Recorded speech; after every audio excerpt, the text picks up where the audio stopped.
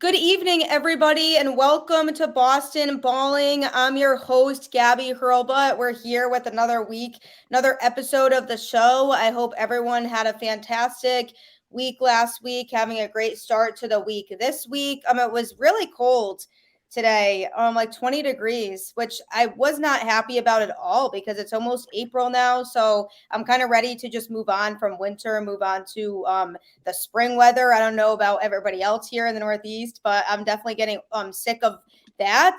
So it was definitely not a pleasant surprise waking up this morning when I found out it was 20 degrees. But I hope everyone stayed warm, is having a great start to the week. Lots to talk about here. There's a ton going on in sports right now, just a lot of exciting things going on. I mean, March Madness is winding down.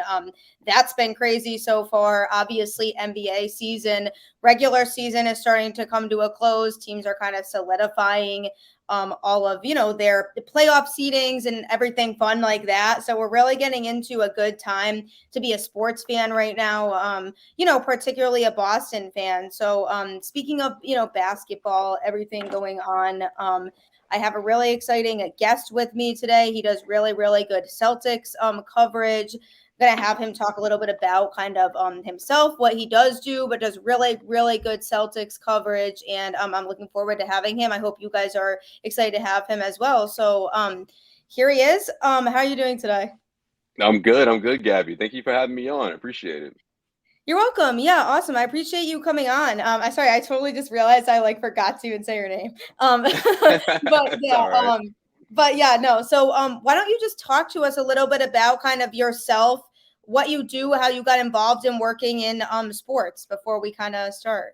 Yeah, absolutely. So my name is Josue Pavón. I cover the Boston Celtics, Celtics journalist for about my fourth season now, fifth season. And I do video reporting for CLNS Media. I do a podcast with Cedric Maxwell.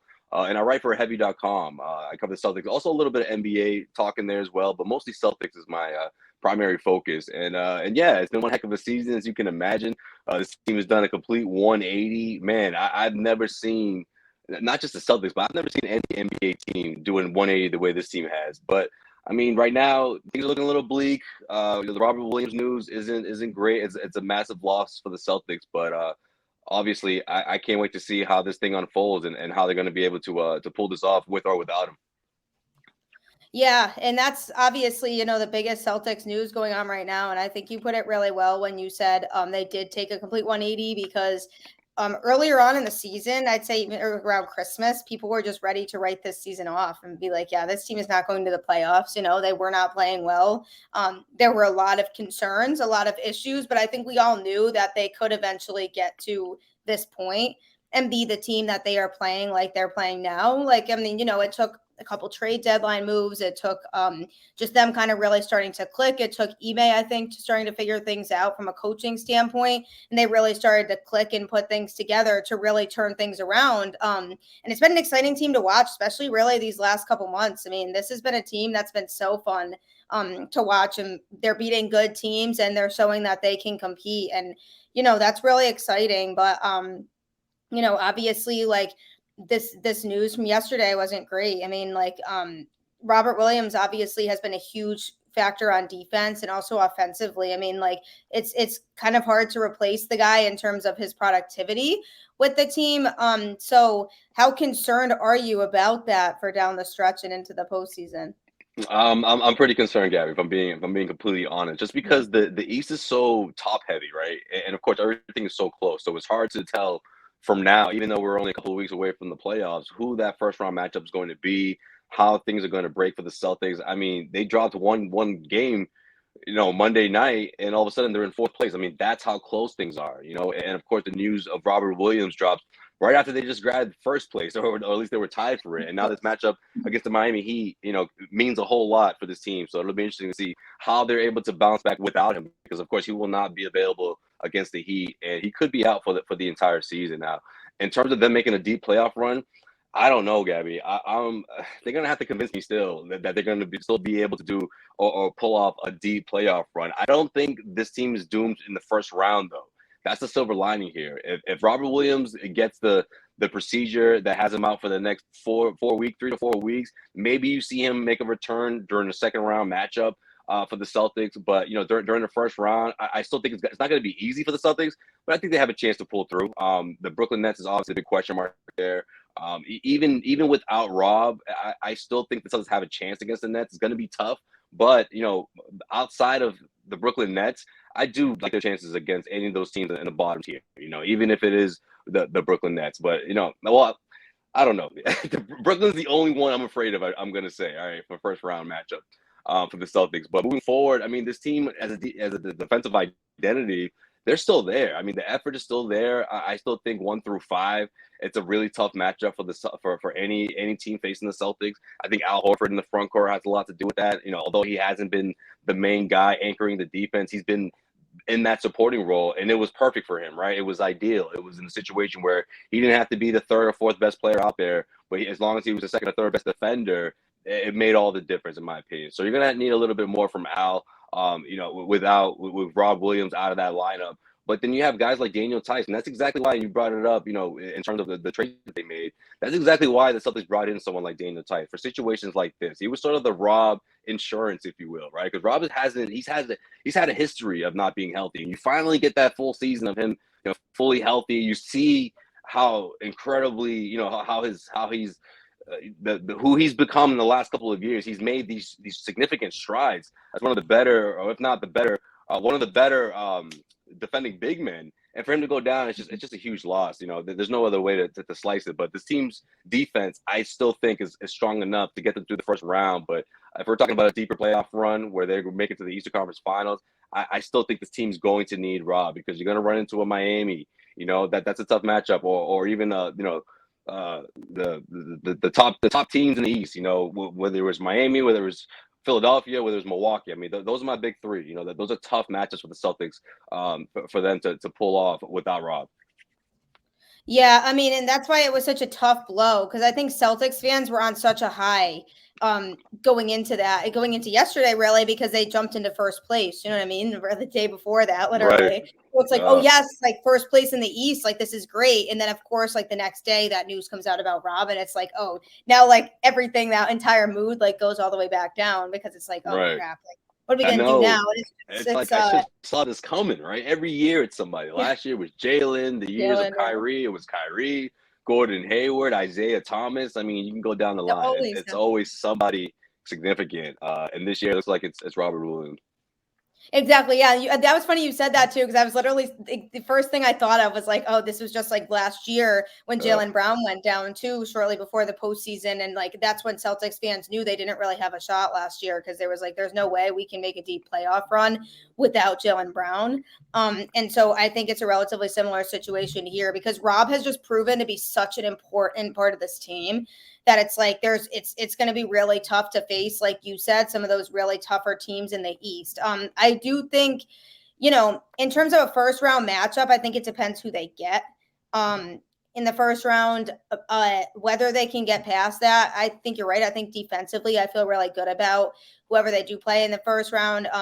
And obviously, even in terms of last night's game, obviously the result was disappointing, but that type of game gives me hope in terms of like how they did look, because the bench was really, really putting on a show last night. And that to me was a good sign as well for going forward. You had guys like Cornette stepping up, or like obviously Grant Williams. I love him. He's improved so much all season this year, and it's been fun to watch him. Hauser, like it was cool to see, or Peyton Pritchard, same thing. It's cool to see guys like that be able to step up, and like this is the chance for people like Nesmith and like Pritchard to really show that like they can earn more playoff minutes in games like that. And I think even though the result was disappointing last night, like they showed a lot of heart and a lot of fight in that game. And obviously, like Siakam put up 40 points, and they still they still went to overtime, and they still almost won the game, and with missing 4 starters. So that to me, you have to feel good about as well. Yeah, no question. I mean, absolutely, especially against the Toronto Raptors team that's obviously a playoff team. They're in the mix there. You're on the second night of a back-to-back, from home to on the road, which I don't know who made that schedule, by the way. I mean, that's a heck of a trip. I mean, Toronto, I know Toronto's in the East, but I don't think people realize how far Toronto is from Boston. But anyways, the second night of a back-to-back, that's not easy for anybody, right? And I think the Celtics showed a lot a lot of poise. You know, I thought they did a good job controlling the tempo on both ends. I mean, I credited Marcus Smart. I know he was a bit sloppy with the turnovers a bit, but that's sort of the Marcus Smart type of game you're gonna get when he doesn't have his two pillars. You know, he doesn't have his Jason Tatum and Jaylen Brown. So like all in all, yeah, it was a good showing. But you know, it goes to show you how better the team is when they have their two scoring superstars out there. You know, Jaylen and Jason, and you know they're going to be available in the playoffs, so that's good. You know, that's a good thing. I mean, if you're a Celtics fan, you're excited about that because hasn't happened before, right? I mean, we've seen Tatum and Brown in the playoffs together, but not quite like this, right? Not where they're both in leading roles, where there isn't any debate about it. There's no Kemba Walker. There's no, you know what I mean? And what I mean by that It's is those that two. they're the clear-cut leaders of this team.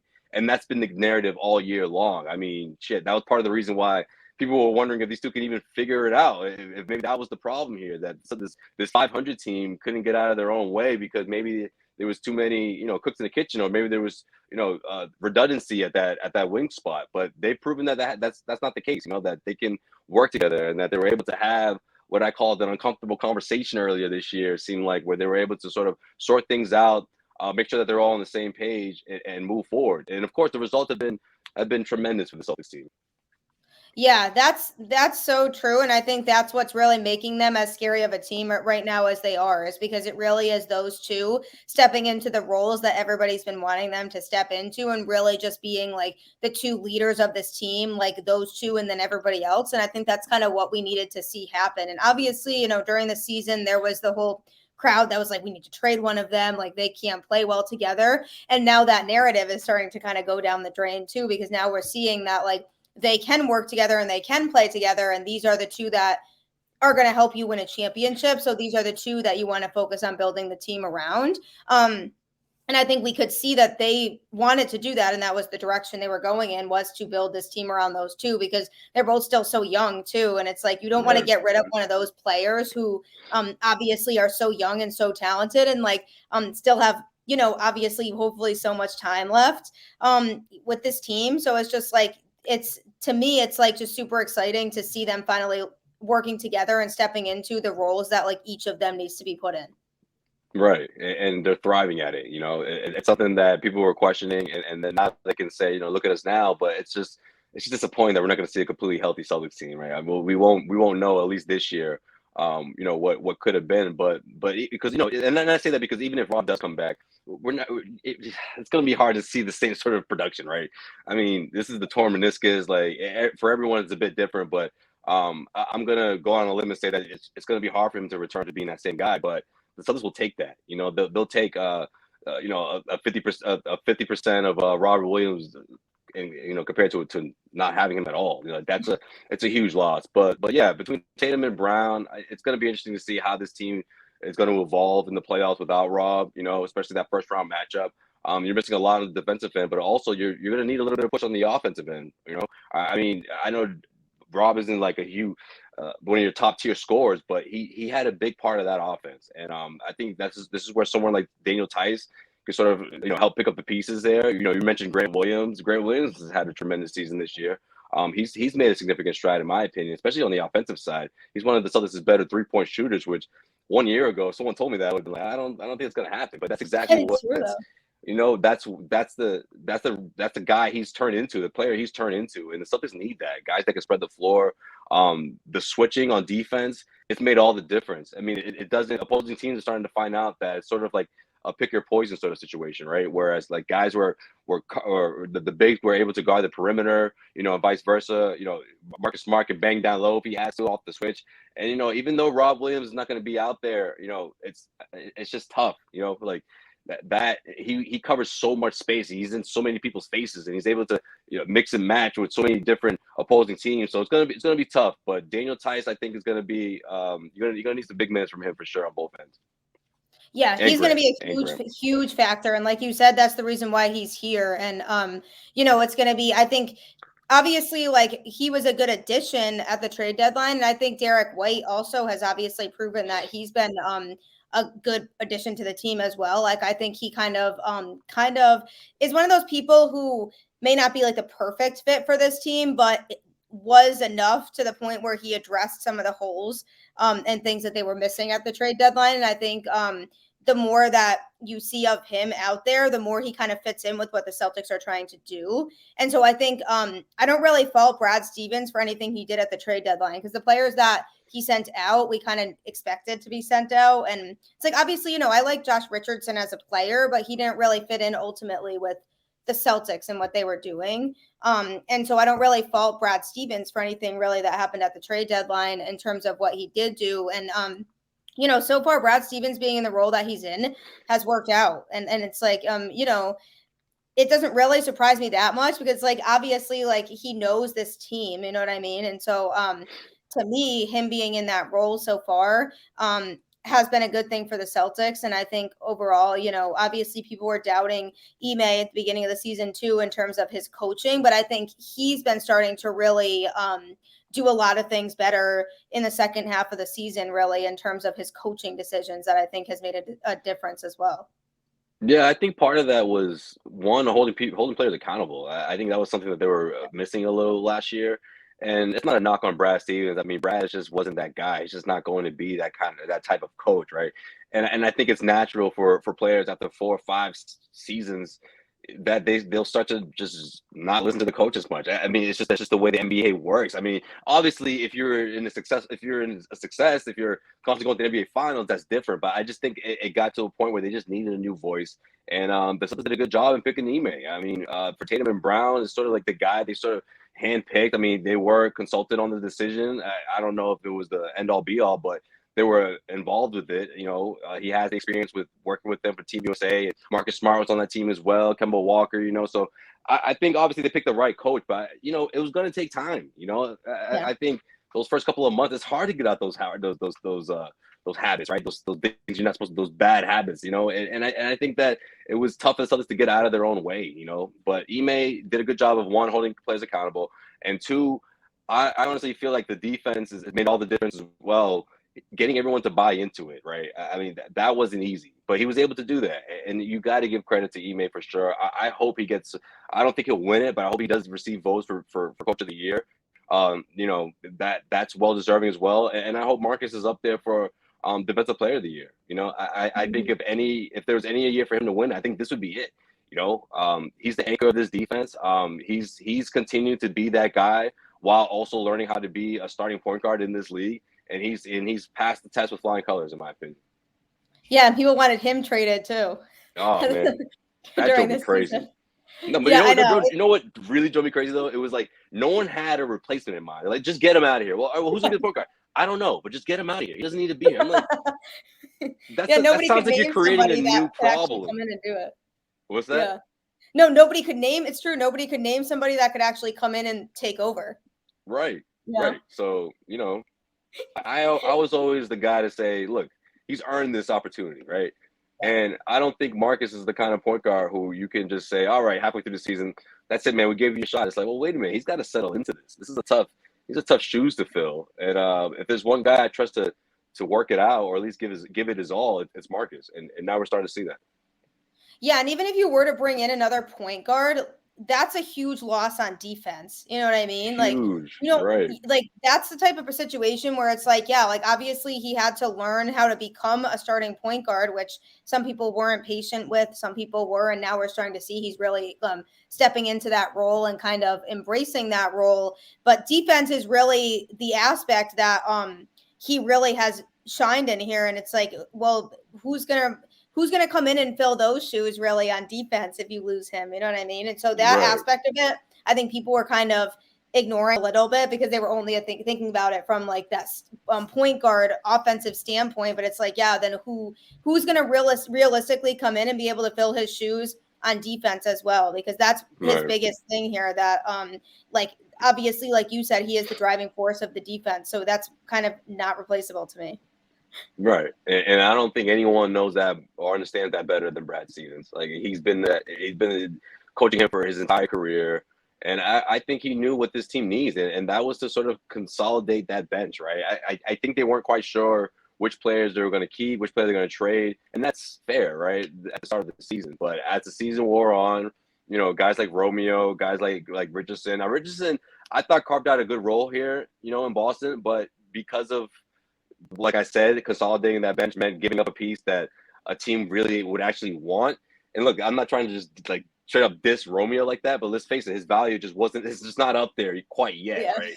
So you had to, you Yeah. know what I mean? Like, I just don't see, I didn't see that deal going down without them getting Richardson in there. I remember hearing some people, oh, well, you didn't have to throw Richardson in there. You threw the picks in there. I'm like, this is Greg Popovich we're talking about. You think he's going to let Ime and his new friend or his new boss, you think he's going to let them somewhat win a deal or call it 50-50? No, he's going to flat out win this trade. And that's exactly what he did for someone like Derek White, who obviously means a lot to that franchise. Someone like Popovich who's been there for a while and just that.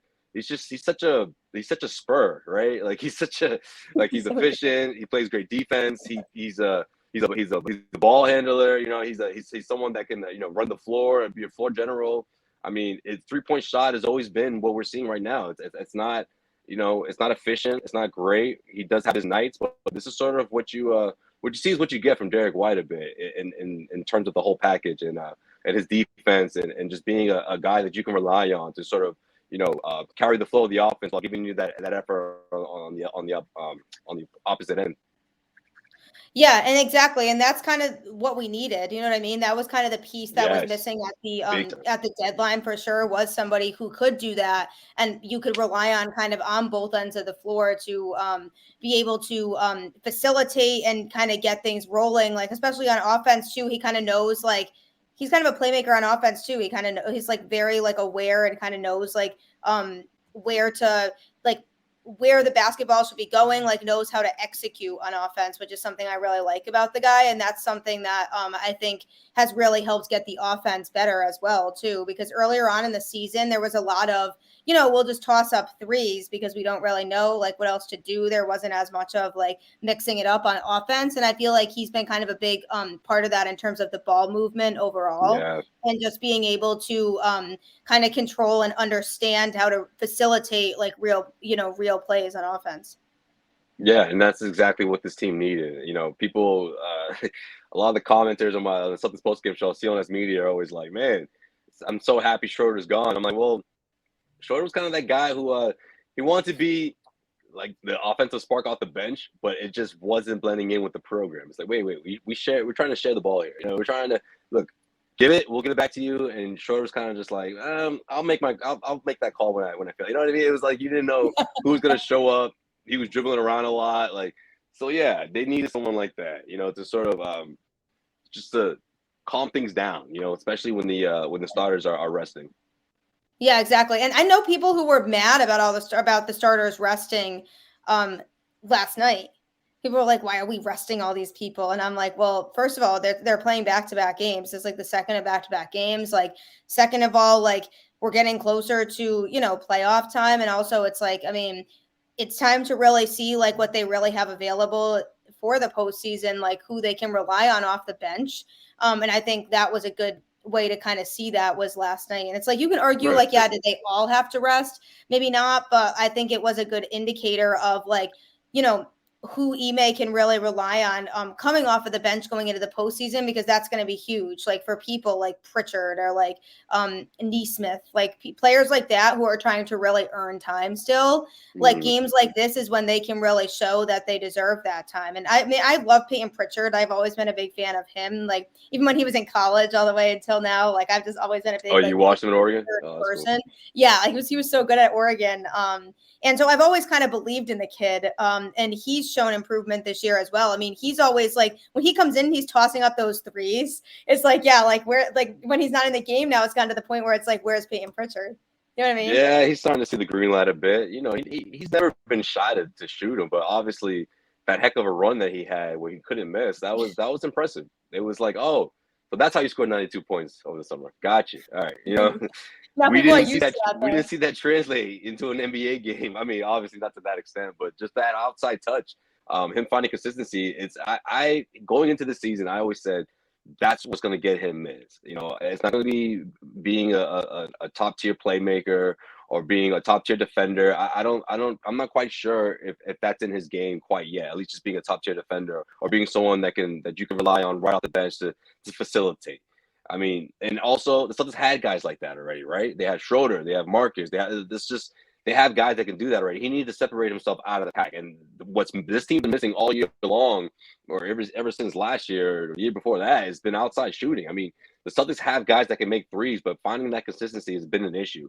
And when you see Payne do that, that opens things up for the offense, and you know those open shots are going to be there for Pritchard. So that's something to also keep an eye on moving forward. Now, what I loved out of Pritchard Monday night was his approach and just attacking. I love that about his game because he has that in him, but he just struggles with finishing at the rim sometimes. I know he's an undersized guard. I know there's a lot of, the Toronto Raptors are big, from 1 through 5 in some ways, in some lineups. So it was tough for him, but I would love to see him develop in that part of his game moving forward, especially in the postseason, because they're going to need that offense, that offensive output coming off the bench. They're going to need that spark. Not having Robert Williams is going to disrupt both ends of the floor. And a lot of the reason why the Celtics were, stomping on teams, beating them by like 30 plus points throughout that run was because Robert Williams was doing his thing on defense, triggering turnovers or, triggering missed shots that got the fast break going for the Celtics and put up a whole lot of points in a hurry.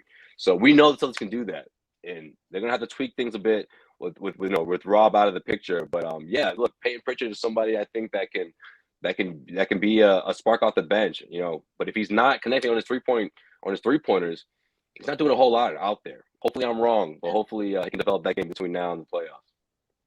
Yeah, I mean, no, it's so true. And it's like, because like you said, those are little factors that are going to be so important to this team down the stretch. And it's like, oh yeah, we didn't really talk as much about it earlier on because their roles weren't going to be as important. But now we're looking at the situation now, like with Rob out, obviously, and some of these players are going to start to become more important. And so it's like, yeah, I mean, this is why like them coming off the bench and being able to really see like what they have and what they don't have is going to be super important, because now we're looking at it as like, yeah, their roles are going to become bigger now, because obviously, like you said, like Rob's like a huge loss on both ends of the floor. So we're going to need people to be coming off the bench that can kind of make up for that a little bit. And it's like a matter of who does Ime feel like he can throw in certain situations? Like, who does he trust to be able to come in and really do it? And I think obviously, like we already talked about Grant. Like I trust him. Like I think like him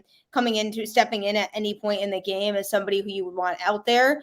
But everybody else, it's like it gets a little dicey off the bench a little bit still. So I think it's really going to be a matter of like, who does he trust the most? Like who's kind of showing that they have some consistency and that they can really contribute? Because I mean, I feel like with Rob's absence, like obviously, it makes them, I don't want to say it makes them like less competitive really, but it makes them kind of just vulnerable, not as scary of a team for other teams to face. I think is what I'm trying to say. Like before, like pre-Rob injury, I feel like that Celtics team, like nobody in the East would have wanted to play, because that's a team that everybody looked at and was like, yeah, okay, this is like the Celtics are panning out. Like they're actually utilizing the talent they have. Like everyone's kind of coming together the right way. Like I don't want to play them. Like they were super hot. They were clicking at the exact right times, like in all aspects of the game. Now you take what that was, Gabby? And what? Celtics fans are gonna be like, man, that was that, but they probably didn't even see it or didn't realize it. That was a championship defense, and I haven't seen the Celtics. I haven't seen the Celtics put out a championship defense since they were playing in the NBA Finals in 2010. Like that's how good this team was. Yeah. Oh no, I agree with past you. tense because I haven't seen it since since Rob went down, and I don't know if we're gonna see that. So we're gonna have to even gonna have to tweak things a bit to just get close to what we saw on the defensive end from this team.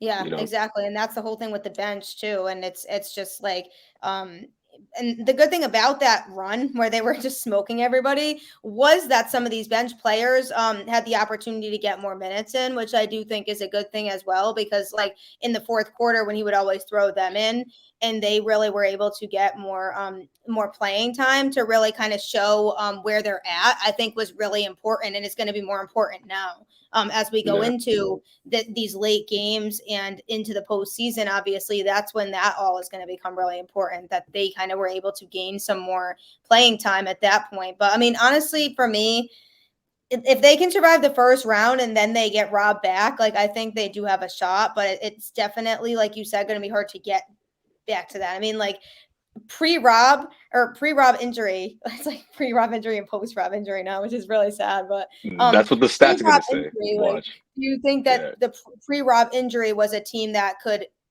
genuinely come out of the East and make the NBA Finals? I did. I really did. Milwaukee still, that would have been a tough matchup. Philly for sure, but those are my two. And the good thing about going to, if the Celtics were to make the Eastern Conference Finals, is that you probably don't have to face both of those teams, right? Like one a team in the East is going to do you a solid and beat the other one. So like that's the thing. So that's why going into the second round matchup without Rob is still tough, because you're probably going to see one of those top tier teams. And going into the Eastern Conference Finals, man, like that's the thing. Like this team was playing defense, the championship defense that this team had, coupled with Tatum and Brown, or just Tatum in general, right? Man, averaging 36 points throughout the month. He's about to win Player of the Month. He's won Player of the Week like 3 times this month, so we know he's going to win Player of the Month. Like this is the level that I always knew Tatum was going to reach this season.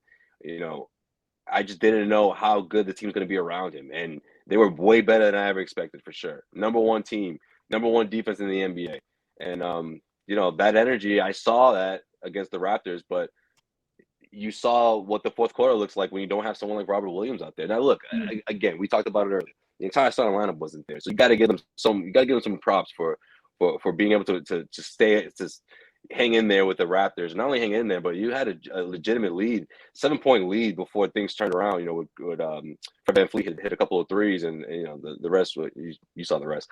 But yeah, guys like Grant, Pritchard, Neesmith, man, it's gonna be interesting to see what they do. Especially Neesmith. I got an eye on Neesmith as well, right next to Pritchard, because I think what he does on the defensive end, it's gonna be more beneficial for the Celtics.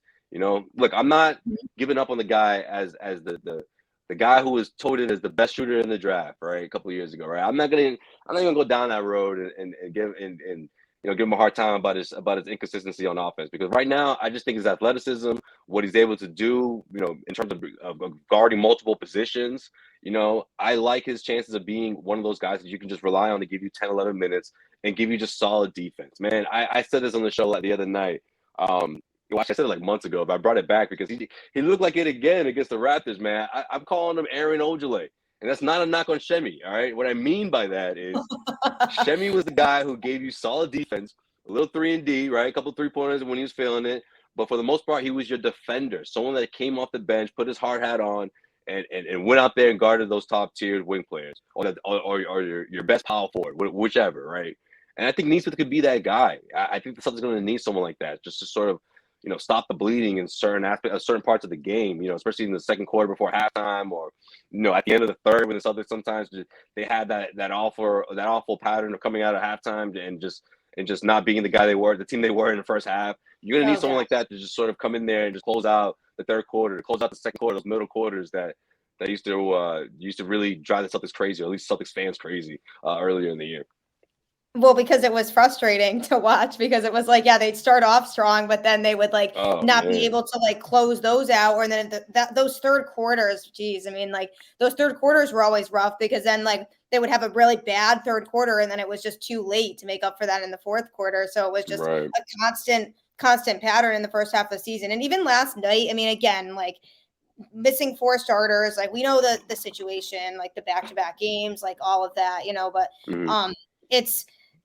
they still, that fourth quarter was a struggle. They played really, really good basketball for the first 3 quarters of the game, I'd say. And then in the fourth quarter was when, you said, you really started to realize the absences, and you were like, oh yeah, had their starters all been in the game, I think they win that game, to be honest with you, because based on kind of how they did play without them, I think they win that game, because they have learned now to more effectively be able to close out those quarters.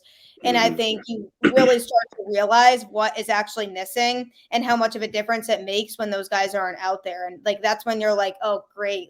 This is what it's going to look like when Rob's not here. You know what I mean? Right. And it's definitely still a concern for me. But I think obviously, with Jason and Jalen being out there, it's it's not going to be as much of an issue, but it was just definitely Yeah. like that fourth quarter kind of brought back some not so great memories from earlier in the I season. know it did. It's like the early season blues, but at the same time, though, like you said, I mean, these guys they held their own. That man, I don't know if that would have been the case a few months ago. You got the whole Oh starting gosh, lineup out no. besides Marcus. Oh man, that could have been an ugly night. Could have been a really ugly I think night. they could have gotten smoked, I feel like, to be honest Yeah, with you. absolutely. But the Celtics, they had a game plan, and that's exactly who this identity that's formed. It just goes a long way for the way they approach their defense, man. I mean, yeah, obviously Rob was in the mix, but some of those teams, you just saw them like shoulders slumped, like just looking at each other. Like it was almost as if like in the third quarter, some of these teams that they were blowing out, they were just like, can we just call it? Like it was like they didn't want to play anymore. Like that's the kind of defense that can really bring you far, in the playoffs. And these were playoff teams, right? Top tier teams in the East and the West. The Denver Nuggets, Philadelphia 76ers. Man, they beat them so bad. That was incredible. Like That was so. unbelievable to me. I was like, It wow, this team was. really is super legit. Yeah, You know? Tyson's gonna have to put on his best Rob impression, and I'm not saying that he can duplicate the same production, but he's gonna have to do his absolute best and stay out of foul trouble. That's gonna be another issue. Yep, yeah, and even with last night, they were struggling from the free throw line last night too. That became an issue, especially down the stretch too. That was another thing that frustrated me was, wow, if they had put more of these free throws in, I then know. the result might have been different as well. So that was another thing about last night that I think was a concern was the free throws, but it's not obviously like a major concern. It was just one of the frustrating things that I took away from last night was just not being able to hit from the free throw line, and that was kind of necessary. They needed to be able to make those Yeah, free throws. yeah, especially when you don't have someone like Tatum, who gets there more than anybody on this team, right? So, yeah, that was tough. Yeah, it's Yeah, I just a mean, different team without Tatum. They really are, it but really, luckily really he's still is. around. That just Yeah, shows how good Tatum really is. You know what I mean? And it's like everybody knew this. Like everybody knew Tatum was so good, but it's like sometimes people don't realize how good he actually is until he's not playing. You know what I mean? And then it's yeah, just like, oh I wow, know. like if Tatum was out there, even if like everybody else was still not playing and only Tatum was out there with that group, it still would have made a huge difference. You know what I mean? Like, and Yeah, it's just unbelievable just how good the kid really is. And so it's like, why would somebody ever want to trade somebody like that? Like I know. seriously. I know. Um, And then sitting Jalen too. Look, I mean, for the people who were upset about that, I mean, the team just lost their starting center. I mean, wouldn't you sit him? Like, it's like, yeah, we're not taking any chances. And nobody playing today. Marcus, get ready. Nobody else is playing. You know what I mean? Like, I would have been the same yeah. way. Like, I would have been like, man, it's the second night of a back to back. We're not taking any chances. So I don't blame them. I don't blame E-Man for doing that. I bet you he built some confidence in these guys though. The big three, See, right? and The big that's three of the exactly. Celtics B team, in my opinion. Pritchard, Grant Williams, and Aaron Neesmith. And what I mean by that is the big three because those are the three guys who could have significant roles for this team. Well, at least one of them does. Grant does. But Pritchard and Neesmith, in my opinion, they're sort of in the bubble there. And how much playing time they get is completely up to them, right? So that's what I mean by that. Like they're the ones that you realistically may see in Ime's rotation in the opening round series of the playoffs. Yeah, and that's exactly what I was saying before about how like people were mad about the starters being benched. And it's like, I mean, you have to think about this like in terms of a longevity aspect. Like it's like that is a game. We're now Right. thinking about like the postseason. You know what I mean? It's like, Yeah. wouldn't you rather rest them for this one game? And like, yeah, sure, they lose the game, but they can't win them all anyway. But then make sure that they're all fully healthy and ready to go for the postseason. So I actually was with him on that decision. I said, yeah, I think like these guys deserve this day to rest. Like they just played yesterday, and then like you said with the traveling, like that was just such an odd like combination for Crazy. back-to-back games. So that as well needs to be a factor. And also, like you said, the confidence thing I think is huge. I think being able to showcase some of these guys and have them be able to really prove themselves and show why they deserve more minutes, especially in crunch time in the playoffs, I think was huge for them. And I think it was so necessary because they're not going to improve if they don't get the minutes either. You know what I mean? And so it's like the games like last night when they had a chance to really play for a good majority of the game. Like you look at players like Pritchard and Neesmith, and it's like, okay, now you are getting the minutes tonight. Mhm. So now is your chance to kind of showcase what you can actually do and how you can contribute to this team in the postseason. And how are they going to get that if they're not playing? Right. Yeah. Yeah, they need those reps. And this is a good test. Or it was a good test. This wasn't a bottom feeder of the East. Like the Toronto Raptors, not only are they a playoff team, but they got a lot to play for, right? They're trying to squeeze in here, and they could actually be a first round matchup against the Celtics. So in a way, you could look at it as a preview. If you're Ime, I mean, there's plenty of ways Ime could have went with that to get people motivated. I'm sure he used it. I'm sure he did. And guys like Derek White playing 40 minutes, Daniel Tice clocking in 40. They went into overtime. So yeah, this is good for those guys for sure. Yeah, just knowing that they can compete with a team like that without obviously their superstars on the and being able to do that on their own and come that close against a Toronto Raptors team that is a legitimate team. You know what I mean? It's not like they're Right. playing like a bottom team in the East, like you said. Like this is a real legitimate contending team. And it's like the fact that they can beat a team like that with those guys out there, like they have to feel good about themselves that they were able to compete, you know what I mean? And for the full Right. game, and that they were able to kind of stay right with Toronto, because that hopefully they can take that energy and that confidence moving forward now, because that's going to be huge. I think if the bench has that much energy and that much kind of confidence in themselves going into the playoffs, that's going to make the whole dynamic even better. And even like what I was saying this a couple weeks ago, I was saying they just are having a lot of fun when they're playing basketball now, and it's Mm-hmm. like we didn't see a lot of that even really. And like as basic as that sounds, I feel like it's so true though. Like just the energy and just how much fun they're having is drastically different now from when you look at it like a few months back even. Right, You know? and that's significant. Yeah, that's a good point, especially when before Rob went down, and they're beating teams by like 35. It's the fourth quarter. Not only are guys out there playing as if they're losing, but you have guys on the sidelines on their feet and cheering them on. Like it's like that sort of energy, all that positivity is coming through. And if I'm not mistaken, Ime, if I had to guess, I should say Ime's probably had a lot to do with that. It's like, look, just believe in me, all right? Just follow the system, and I promise you, things will be all right. And then he has the winning record to prove it. Right after the All Star, or even before the All Star break, after the start of 2022, the calendar year, everything changed. Or some people say that win against Phoenix, New Year's Eve, things started to change a bit. So yeah, I think Ime has a That's lot to do looking with that. But this bench, they're gonna have to step up in a big way. And what I mean by that is, like, you're not gonna turn this team into the deepest bench in the NBA. But what you do need is them to have 2 or 3 guys you can consistently count on and coming off that bench for sure. Yep. Yeah, and that's Yeah. what I was saying before too, just like being able to know who he can actually count on, like who are those players going to be that are going to be consistent off the bench that you can pull into the game and not have to really worry about, you know what I mean? And it's a question Right. of who those people are going to be. And now is really when they have the opportunity to kind of prove themselves to be in those positions. And obviously, you mentioned Phoenix. I mean, that's looking even more impressive now because that team is looking like a team that could definitely win the whole thing. Like they are Yeah. looking really, really, really good, just like last year. And obviously last year they lost in the finals, but I think they could definitely go back to the finals this year. So the fact Me that too. That's what I I think want to that really happen. was a turning point. I want You I have them want winning the whole Phoenix and thing. Boston. I want Phoenix and Boston in the finals. That would be great. That's a I fun would love NBA finals. that. That Yeah, would be a fun absolutely. matchup. Phoenix is almost like a Boston version of Celtics.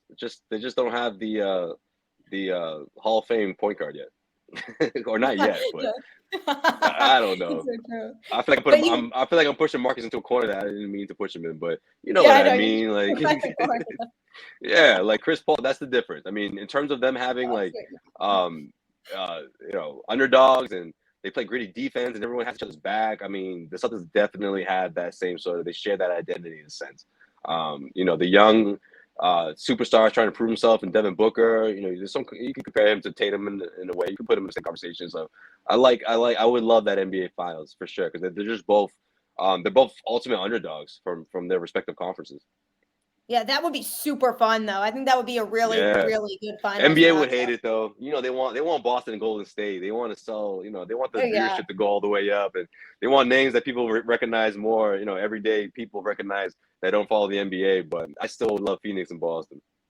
Yeah, I know the Warriors. They're good this year too, though. But I mean, I yeah, know I that would be mean, a great series too. But I'm just like, that's what I the don't know if NBA they. wants. I'd be worried about the Celtics playing the Warriors too, kind of. Really? Honestly, Yeah. I'd be worried about both. I mean, people could say, "Oh, well, Phoenix is probably easier." I'm like, all right, probably, but not by a lot. I mean, Yeah, no, definitely not. yeah, like especially the way they play defense. Not to mention that Rob Williams ain't there, but we'll cross that bridge when we get there, Gabby. I guess we got time. No, I We know. got plenty of time. If Rob Williams is back for the finals and they make it to the finals, then we can really start to talk Ooh, about that look out. because then I don't know. I think the Celtics fully healthy with Rob Williams could beat anybody. I agree. I Yeah. 1000% agree. Like, I But just we'll want a never know. healthy postseason. I just want a We'll fully never healthy know. postseason, and we're just never going to I get that. know. It seems like the Celtics fans are just destined for like disappointment every year when it comes to the playoffs. It seems like no, Seriously. somebody's missing or like something Is it a happened. curse? Is it an Isaiah Thomas curse? You tell me right now. It is? I think it is. Yeah, Could be. I'm going to say it is. Basketball And gods whether are that, funny like that. They're funny. You know, they have a sixth sense of humor. You know, they could be the yeah, basketball gods could be punishing the Celtics for trading Isaiah the way they did. You know, I think they are but who too. knows? I think they might be. I think that this might be like a sign. Could be. just bring It's him weird. back. Then miraculously they'll win the whole thing. What? You know what, Gabby? I didn't even think about that layer. You're right. The Could you basketball gods imagine are like, that? you had a chance to bring him back and you did it. That's what I Shame mean. on Like you. they Lose had your the starting center opportunity right to. now. Injury. They had the opportunity, and This they gets didn't. torn. Ugh. I know, isn't How do that you think terrible? about that? I know, because people forget about it, but they did have the opportunity to bring him back. Isaiah manifested that. No, I'm just kidding. Let me stop. I love the guy. But yeah, either way, it's going to be IT was great. really, really fun playoffs this year. I think obviously the Eastern Conference in itself is going to be a lot of fun. Like you said, I mean, those top teams are all super close. So that's going to be super fun to kind of see how it plays out. Hopefully we get good news about Rob. Hopefully he returns sooner rather than later. Hopefully he can return at some point during the postseason. I do think they can get past a round without him, but probably not much past that, unfortunately, with just how many good teams are in the Eastern Conference. But I'm hoping like we get the best news that we can on him. So everybody kind of has to keep an eye out for that situation. But other than that, I mean, as long as they keep playing good basketball, that's really all that we can ask for, because obviously that situation is out of our control. Yeah. Wednesday night's a big test. This is a huge test. I know things in Miami aren't so great right now in terms of like I know some people aren't talking to some people, and you know, a specific timeout went viral last week, and you know, yeah, there's some stuff going on over there right now. There's some awkward, you know, highs and buys going on between players and coaches and player coaches, but the Celtics have to come correct here. You know, use that to your advantage. You know, send a message to the Eastern Conference and regain the #1 seed while you're at it. Huge test. This would be great. The Celtics could grab this win. You know, with the rested Jason Tatum, rested Jaylen Brown. You know, I think that had to have been Ime's mindset, right? It's like, well, you know, I joke about the whole Robert Williams going down. He's like, all right, no one's playing tomorrow, but you know, he could also say, look, we got a big test against the Miami Heat waiting for us, so this is a good opportunity to get our guys in there. You know, second unit guys, see what they're made of, give them a good test to gear them up for a couple of weeks, because we're all only 2 weeks away from the NBA playoffs, and then in a couple of days we get another big test for these guys. You know, and Tatum and Brown can be rested and give it their all, and not have the excuse of having that back to back. You know, a couple of days before the game. Yeah, and then again, even from like a confidence standpoint too, a win tomorrow night could be huge from that aspect as well. You know what I mean? Like for again, some of these players. So it's like the more that they can kind of have good performances against teams like this, just like last night, even though they ended up coming up short there. But if they could come up with a quality win tomorrow, I think that would be huge for like the overall morale of the team. You know? Because obviously the Robert Williams news was hard for everybody. So it's like, why don't we try to find like some like positivity in that, or like something that we can be excited about? And I think a win against Miami would give them something to be excited about. Yeah. You know? No, I agree. And it would also lift their spirits if they're not lifted enough. I mean, that's another thing too. Well, we talked about a little bit before, but the energy and their defense, their approach, it was all still there. You just didn't have that Robert Williams in the middle. But that's what I expect, especially back at the Garden. You know, Celtics don't have a whole lot of home games left, so this is good. This is a really good opportunity for Celtics, especially if they get out early and, you know, get out to one of those big leads. It could be a long night for Miami. Maybe. Who knows? Yeah, no, that is going to be a fun one though. That's going to be a really good one. Just to kind of really see where some of those guys are at, and just it's just going to be a really big win if they do win. I think, Yeah, just with all of the circumstances, I think this is kind of a good time to be playing Miami too, because it's a good time to gauge where they can be without Rob. You know. right, right, Um, definitely. so yeah, it's obviously nobody knows what's going to happen. If they can somehow figure it out without him, I'd be impressed, like in the playoffs. But obviously, like I'm going to remain optimistic until I don't have to be anymore. It's usually my mindset in those situations. Like There you until I go. can't be anymore, really. Well, hey, if this helps, Tice double double. What do you do? 13 and 10, couple of blocks. That's a little Yeah. Robert So Williams-esque, it's like right? Like a little bit. it's like he's getting there, kind of. It's Rob Williams light, a little bit. Yeah. It's not No, the it's I not like the Tice though. I like Tice. I like him I like too. Tice being here. I think he's improved since he left Boston, obviously, and Yeah, I think he was just really excited about this opportunity to be back in Boston, and now he's probably even more excited knowing that he's going to be playing over 30 minutes, and I think the All Star break was great for Al as well. I think since the All Star break, Al Horford Mhm. his numbers have gone up. Those 3 pointers are starting to fall again. So there's a lot of other good things going for the Celtics, and those good things are still there. Yeah. Outside of the Rob Williams news, Exactly. Yeah, like those good things are still happening. Like we need to keep that stuff in mind as well. right? They're a tough team. They play with a lot of heart, and you know that they want to win, and they all love playing together. And I think that really is showing now. And I think that's something that could really help them as well. So Right. definitely, I think they're right in the mix still. Obviously, it is going to be a bit more of a challenge, but hopefully they can figure things out and kind of make some adjustments on defense, like you said, without Rob there, and kind of be able to make that work. You know. Right. Especially against a team that like really good defense in Miami Heat.